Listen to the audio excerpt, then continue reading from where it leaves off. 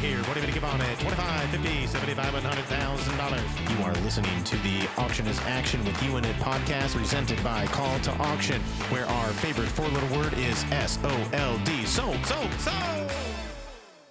Hey there, everyone. Bobby D here with the Auction is Action with You in It podcast. I'm your host, 25-year chronic fundraiser, world champion auctioneer, founder of Call to Auction and the Gala Toolbox and Inspire Hearts Fundraising, and someone that's going to talk to you about a very hard subject today. We're talking about why your nonprofit mindset is holding your event back. That's right. Your mindset is what's holding your event back. And it's not anything else except that. Now, we've got some items that we're going to be talking about here today and about why and how you can adjust your mindset and to evolve your mindset. It's not that you're wrong. No, you're not wrong at all. You are right. You're doing commendable work. You're making an impact in the world. You're creating events that raise money to help fund your missions. But you can do it better. I mean, we all can do it better. I can do it better, but you can do it better. And that's why you're listening to this. So a few things. The 6 words of death. We've always done it this way. This is what is killing your event. Now, there's a lot of times that you have to wear many hats. Yes, I get it. Totally. And maybe you're doing development work, you're doing marketing work, and you have to run an event, and you're providing programs, all of these things. Maybe, you're having to build some different fundraising relationships. You have to do the sponsorships. You got to get the auction items. You got to do all of these things. But tradition isn't strategy. Many events are inherited, not designed. And just because something that worked a couple years ago doesn't mean that it's serving your mission today. I know it's hard to hear, but it's true. So something that happened 10 years ago, 5 years ago, heck, even stuff that was happening, that was working a year ago is not necessarily working at events right now. So my question to you is, if we were creating an event from scratch today, what would you do differently? How would you make that better? How would you evolve that? And how would you grow that and grow the fundraising? Next point, the fear of investing in the event. Now, as nonprofit professionals, we have a unique way of looking at money. And a lot of nonprofit professionals that are out there, and even non-professionals, have this outlook that just because you're working for a nonprofit, that you can't make profit. Nonprofit is just a tax status, 501c3. All that is a tax code by the IRS that allows your organization to not pay tax on the profit that you make. But you still need to make profit. You still have to raise more money than what you spend. That's right. You need to raise more money than what you spend. It's not you need to save more money than what you raise. You need to raise more money than what you spend. So now many organizations see these expenses as costs instead of ROI, instead of investments. Now maybe better AV, better audio visual, creates more emotion, creates a better experience, helps to really create that golden goosebump moment. Good AV costs money. I mean, an investment in a good AV returns a huge, huge profit on that. Maybe a professional fundraising team, professional fundraising talent, like myself and my auction team, to be able to come in and help you create an experience, create an air of generosity, what I call irrational generosity, to help your donors feel the feels and then take action. Maybe it's investing in greater storytelling, maybe investing in that video producer, investing in this opportunity to tell your story more effectively. Maybe it's that. Maybe it's working with strategic planners that improve the donor experience, event planners that specialize in nonprofit events. They know what works and they have their finger on the pulse, and they're able to help you maximize your time and maximize your dollars. Now, sometimes spending wisely is what allows you to do significantly more, but spending smartly, investing smartly is what is going to help you build and create a higher ROI on the dollars that you're investing and the time that you're investing. You've only got so many moments on this earth, so why waste them? Why not try to maximize the moments that you have and maximize the moments that your donors are giving to you when they attend an event? Now, here's something that's hard truth. Focusing on saving pennies instead of making dollars. Now, cutting corners often becomes the expense. Choosing that free auctioneer, a DIY production, or eliminating stewardship efforts that can upfront, maybe not cost of any items, but it can actually cost you thousands and thousands of dollars in revenue, tens of thousands of dollars in revenue. I would say that it's way easier to raise $1 million than it is to save $1 million. Like, yeah, you could save $1 million and just not spend any money at all, but then you're not raising any money at all. And then when you're not raising any money at all, you're not making any impact. You're not funding your programs. You're not serving your mission. So you can raise $1 million. It is absolutely possible. I've seen it happen. It's happened a lot this year. We've done multi-million-dollar events, but these multi-million-dollar events didn't just happen from a dream, from hopes, from somebody wanting to save money. It came from someone that was a visionary. It came from someone that took action. It came from someone that said, I want to do this differently and I want to make it better. And I want to make this event better. And I want to make a bigger impact to the world. So I want to raise more money. So I'm going to invest the dollars that are needed to make that happen.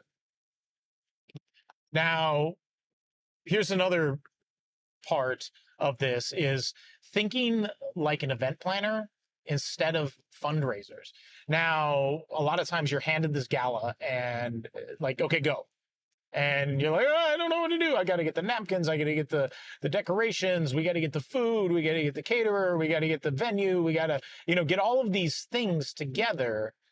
And you're thinking as an event planner. Let's let the event planner do that. That's what they specialize in. But what you are is you are a fundraiser, and fundraising is all about relationships. It's about building relationships, identifying relationships, cultivating and steward these relationships into the next level. Now, the goal isn't to throw a beautiful party. Yes, we want to create a great experience. The goal is to advance your mission. A gorgeous centerpiece doesn't change lives. A well-designed donor journey at the event does. You have to understand your donors. You have to understand what they want. You have to understand what they need to help them make a decision to take action, to be able to make a donation. And a lot of times that donation level is preset in their minds when they come to the event. But then when you tug at those heartstrings and you tug at those hearts, that's where that irrational generosity kicks in. People are like, you know what? I need to give more than I thought I was going to give because this organization needs it and those that they serve need it more. Now, nonprofits often pre-decide what they're willing to give. They're like, they're just going to give this, they're just going to give this, and just take the easy way out and are judging wallets of the donors as they walk in. Stop judging wallets of your donors. Stop trying to say, our donor base doesn't have the money, or our guests that show up are low-level employees and they don't want to give, they don't want to make any donations. You're wrong. Sorry, you're wrong. There is more than enough dollars that are out there to fully fund your mission 10 times over. It's just a matter of you going to get it. Now, 2% of the national GDP, 2%, just 2% of how many trillions of dollars is allocated to nonprofits. Not allocated, but your fundraising, is responsible for that 2%. But what if we could raise that just 1%? What if we could raise that another 2%? What if we raise that up to 5%? Now think of the impact that we're having. You've doubled the impact. You've tripled that impact. And the way that you do this is by building and strengthening those relationships with your donors, giving them a great experience at their event, but then thinking about the importance of what you're doing with your fundraising event. Many times you might think, we can't ask for that. No one in this room will support at that level. Well, let your donors surprise you. Let them give you what they want, and not you putting your mindset on them and not giving them the opportunity. Now, yeah, you've got to be strategic. You've got to be realistic. You've got to be able to make sure that you are asking for appropriate amounts at your event. Not every event can make a $50,000 first paddle raise ask, but if you're a smaller event, you can definitely make a $5,000 ask. But that $5,000 ask just doesn't magically appear. That $5,000 ask comes from someone that you have a relationship, that you've asked prior to the event to consider making a gift. So you've got to do that. You've got to understand your donors. You've got to keep your event donor-centric and mission-centric. Now, another piece, treating sponsorships as a transaction. Now, the old mindset was, can you buy a table? We'll give you 10 tickets. We'll give you 20 tickets. We'll put your name in the journal. We'll do this, and this. That's not what sponsors want anymore. They do want the exposure. Yeah, they do want the impressions. But the new mindset that you need to be having is, would you be willing to invest in changing lives while aligning your brand with our mission? See how that feels different? You're not asking for a sponsorship. You're asking for partnership. You're asking a corporation that has big marketing dollars to be a part of your mission, to be partners with you, to be philanthropic partners. And when you do that, and when your sponsors, corporate partners, understand this, and they understand their role in your mission, they're going to give more. Like, sponsorships is probably one of the most untapped revenue source for events. You can definitely raise $500,000 in sponsorships. You could raise $1 million in sponsorships. You just got to go out and get it. And you got to go out and find those partnerships. Now, another mindset shift I want to invite you to think about is believing that asking is taking. Fundraising isn't taking something away from someone. It's inviting them to be a part of something meaningful, a part of being something successful. People want purpose. They want impact. They want to make a difference. And that's what you're doing. You're creating an opportunity for people to make a difference. You're not taking anything from them. We're joyfully asking them to be a part of this event. We're joyfully asking them to raise their paddle. We're joyfully asking them to have fun in the auction and bid on an auction item, and then take a trip or have an experience that they're going to have fun at, that they're going to tie to your organization. You're not taking anything. You're giving opportunity. You're giving love. You're giving that chance for the donor to make a meaningful impact on your mission. Now, another mindset shift I want you to consider: avoiding innovation because of fear. What if it doesn't work? What if we hire that auctioneer and it doesn't work? What if we pay for the AV and it doesn't work? What if we get this great venue and it doesn't work? What if we spend this money on marketing to get the right people in the room? What if we spend this money on the video and it doesn't work? Eek! That's a risk. That happens. But guess what? Risk is a part of life. And now, if you were in a for-profit business, risk is measured. Risk is a part of the business plan. Nothing is guaranteed. Here's a better question.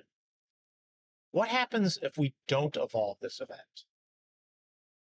What happens if we don't move forward? What happens if we go backwards? Eek! We don't want to do that. The nonprofit sector deserves innovation just like every other industry out there. And when industry is innovating, that's how the world gets better. But when nonprofits innovate, they're able to change the world. They're able to impact lives. They're able to save lives. They're able to find homes for the homeless. They're able to feed those that have food insecurity. They're able to cure cancer. It's true. It's happening. And it's happening because of philanthropy. It's happening because of the nonprofit sector that you are in. So here's some questions for listeners. What assumptions are we making about our donors? Think about that. What assumptions are you making about your donors? What traditions are we protecting that no longer serve our mission? the way we've always done it. Why? Why do you have to? Why can't we fix it? Why can't we change it?